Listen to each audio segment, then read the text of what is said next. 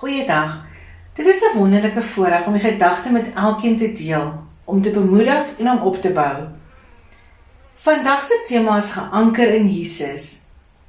Daar is 'n baie bekende koortjie wat ons almal ken. Geanker in Jesus, ek kan die storm staan. Geanker in Jesus as die golwe oor my slaan. Geanker in Jesus, met krag doen hy my aan. Geanker in die rots van die eeue. As ons na die woorde kyk, sien ons stabiliteit om krag en geloof te vind tydens die lewe se uitdagings. Daarom word die metafoor van 'n skeepsanker gebruik, wat 'n skip stewig vashou in die storms, wat simboliseer dat Jesus gelowiges standvastig hou in die storms van die lewe. Ons kyk na die woord geanker. Jesus is ons soliede anker.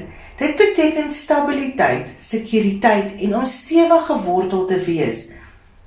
Indien ons deur die storms van die lewe gaan, is ons meer standvastig en sal ons nie deur die storms rondgegooi en meegesleer word nie. As ons kyk na die woord storms, ons word nie gevrywaar van storms in ons lewe nie, naamlik probleme, beproewings, bekommernisse, emosionele nood. Maar as ons stewig in Jesus geanker is, vasstaan, onbeweeglik is, dan kan ons net makliker deur die storms beweeg en dit net makliker en beter hanteer. As ons kyk na die woorde rots van die eeue, Jesus, ons onwankelbare, betroubare en ewige fondament van geloof deur al die eeue heen. As ons dan kyk na krag, doen hy my aan.